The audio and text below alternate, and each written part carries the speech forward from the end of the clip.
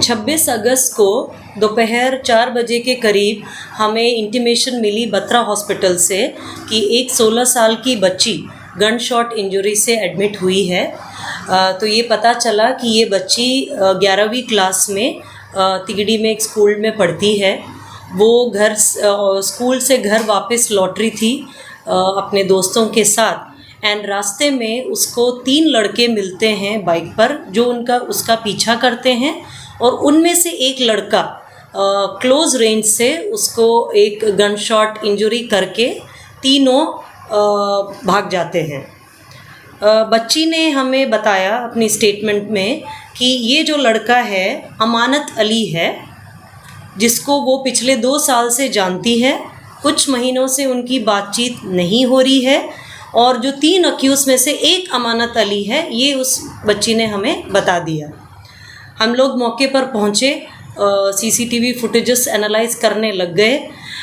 इस बीच में हमें इन्फॉर्मेशन ये मिली, पुलिस को इन्फॉर्मेशन थ्रू कॉल आई कि जिन्होंने ये वारदात करी उन्होंने असला और जो कार्ट्रिजेस हैं किसी के घर पे दे के चले गए।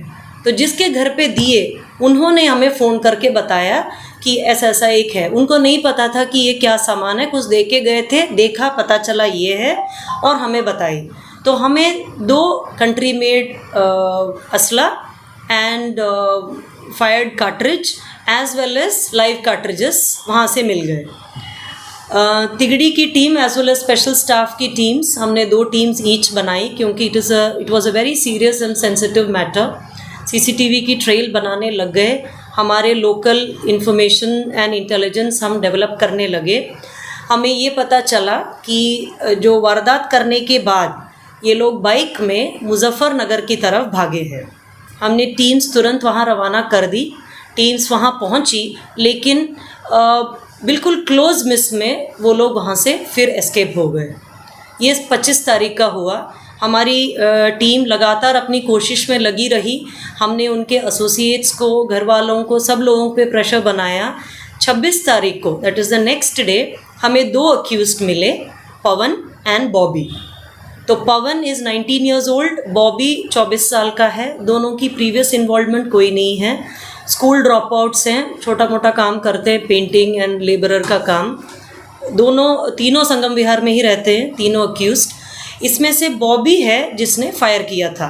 मारने का ही इरादा था क्योंकि ये बिल्कुल क्लोज रेंज में फायर हुआ है, ये नहीं कि बिल्कुल दूर से। वो डेस्टिनी की बात है कि उसके लेफ़्ट शोल्डर पे लगा और इस वजह से उसकी जान बच गई। But it is a clear case of attempt to murder with full planning and conspiracy. Ma'am, ये इसमें अमानत में अपने प्लान में इनको कैसे शामिल किया, बॉबी और पवन? ये किस लिए? ये लोग साथ में उठते बैठते थे, दोस्ती थी इनकी। तो मैंने इससे भी ये सवाल पूछा, वो कहता है कि नहीं, मैंने उनसे करवाने का सोचा, may be to reduce his involvement, but है ही वो तो मेन कॉन्स्पिरेटर है एंड मोटिव पूरा इसी का था। हायर नहीं किया गया था ना, मतलब कि दोस्ती यारी में दोस्त थे ये लोग, हमेशा साथ में घूमते थे, एक ही बगल रहते थे, साथ में घूमते फिरते थे। और मैम, आपने कहा क्रिमिनल बैकग्राउंड नहीं है किसी का, तो इनको वेपन कहाँ से मिला? ये वेपन कहाँ से हासिल? जो अमानत अली ने मुझे बोला है, उसके ताऊ के पास ये वेपन्स थे। ताऊ की डेथ हो गई और मैंने किसी को बिना बताए ताऊ से उठा लिया 2 महीने पहले। This is what the criminal himself is saying. अच्छा मैम, जिससे इसकी अमानत अली की बच्ची से दोस्ती हुई थी, किस तरीके से? सोशल मीडिया के माध्यम से? वो सोशल मीडिया। मैम, नाम बदल के ऐसा कुछ नहीं था, नहीं, सोशल मीडिया के थ्रू दोस्ती हुई एंड पास की गलियों में ही रहते थे।